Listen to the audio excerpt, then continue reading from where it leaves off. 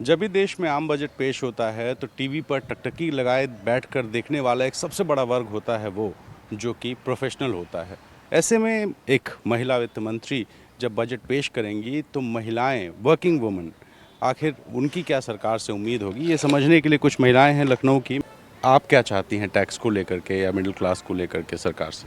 हमारी बहुत पर्टिकुलर आशाएं हैं, जिसमें से पहली ये है कि जो कैपिटल गेन है, जिसमें आज के टाइम पे हर कोई through many portals long term capital gain का बेनिफिट होता ही है। तो उसमें जो सरकार ने सिर्फ 1 लाख रुपए तक की छूट दे रखी है, अगर इसको थोड़ा बढ़ाया जाए, 2 लाख या 3 लाख करा जाए, तो टैक्स का इम्पैक्ट कम होगा और जो गेन है वो वाकई में इफेक्टिव होगा। क्योंकि एसटीटी और भी बहुत सारे टैक्सेस जो लगते हैं, तो जो गेन का अल्टीमेट बेनिफिट है वो मिल नहीं पाता।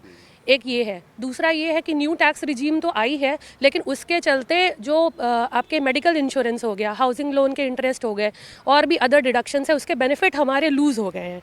और साथ ही साथ जो सैलरी वाला वर्ग है, उसकी स्टैंडर्ड डिडक्शन सिर्फ 50,000 है। अगर इसको बढ़ा दिया जाए तो काफ़ी राहत मिलेगी। अब आप भी बताइए, मैम ने बहुत ब्रीफ वजह से समझा दिया, लेकिन एक आम आदमी, मैं भी मान लीजिए उस क्लास में हूँ, सैलरीड क्लास हूँ, मैं सरकार से किस तरह की उम्मीद कर सकता हूँ या क्या होना चाहिए? एक मिडिल क्लास या जो सैलरीड एम्प्लॉय होता है, उसका मेन होता है जब वो घर बनाता है तो उसके पास इतना कैश तो होता नहीं है, वो जाहिर सी बात है लोन पे बनाएगा। जब वो लोन पे रहता है तो इंटरेस्ट, जब न्यू रिजाइम है उसमें हमें इंटरेस्ट का बेनिफिट नहीं मिल पा रहा है। और तो उनके लिए सबसे बड़ा तो यही फ़ायदा है, लॉस हो रहा है उनके लिए कि उन्हें ना इंटरेस्ट का बेनिफिट मिल पा रहा है। वो गवर्नमेंट बैंक को तो दे ही रहे हैं, प्लस उसका बेनिफिट नहीं मिल पा रहा है, प्लस उसके एवज में वो ज़्यादा टैक्स पे कर रहे हैं। तो हम सरकार से यही चाहेंगे कि इस बार जो बजट आ रहा है उसमें इंटरेस्ट का बेनिफिट दे दिया जाए, कम से कम जो मिडिल क्लास के उसको फ़ायदा हो जाएगा। ये तो होम लोन की बात हो गई। उसके अलावा अगर हम टैक्स की बात करें, क्योंकि हर बार ना उम्मीद जो सबसे ज़्यादा करता है सरकार से वो टैक्स पेयर करता है और उसके बाद लगता है कि उसको कुछ नहीं मिला है। आपको लग रहा है कि इस तरह का कुछ है?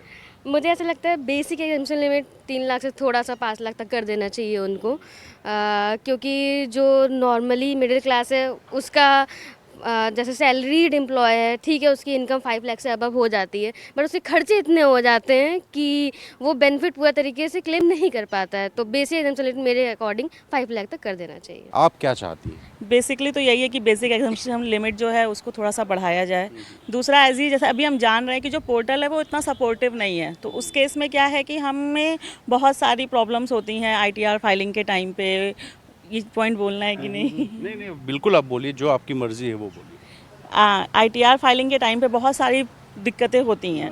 तो अभी क्या है कि जैसे हम लोग को बोला जाता है कि आप ग्रीवियांस डाल दीजिए, हम ग्रीवियांस डालते हैं, हम पहले कस्टमर केयर को कॉल करते हैं, फिर वो हमें बोलता है कि आप टिकट रेस कर दीजिए, ग्रीवियांस डाल दीजिए, और क्या कहते हैं कि ई फाइलिंग वेब मैनेजर, इस पर आप मेल डाल दीजिए। तो हम ये सारी चीज़ें करते हैं। It will take 2 to 3 days। उसके बाद जो रिस्पॉन्स आता है वही बहुत सेटिस्फैक्ट्री नहीं होता है। तो जैसे हमें पता है कि टाइम लिमिट तो नहीं बढ़ रही है, it is the last date 31 July हमें लास्ट डेट है रिटर्न फाइल करने की, बट आपका ग्रीवियांस पोर्टल नहीं सपोर्ट कर रहा है, आपका पोर्टल, इनकम टैक्स का पोर्टल नहीं सपोर्ट कर रहा है, तो ये हमारे लिए बहुत दिक्कत हो जाती है। आप क्या नाम है आपका? आप क्या? मनीषा सिंह। मैं प्रोफेशन से एडवोकेट हूँ। अच्छा। मैं टैक्स में ही प्रैक्टिस भी करती हूँ।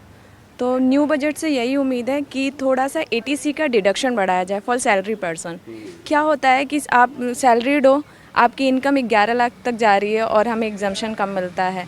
दूसरा, आजकल ये न्यू रिज़ाइम और ओल्ड रिज़ाइम में सब फंसे हुए हैं। रोज़ हमें कॉल करके आता है कि न्यू रिज़ाइम लें कि मैम ओल्ड रिज़ाइम लें, कौन सा बेनिफिट है।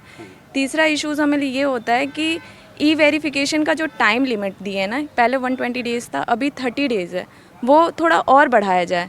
क्या होता है कि जून में जिनकी रिटर्न फाइलिंग हुआ है, दिसंबर में ऑलरेडी हम इतना रश में रहते हैं कि हम वो वेरीफाई नहीं कर पाते। तो हम चाहते हैं कि वो टाइम थोड़ा और ज़्यादा मिले कि हम बाद में उसको आराम से बैठ के पर पर्सन थ्रूली कर सके ईज़िली।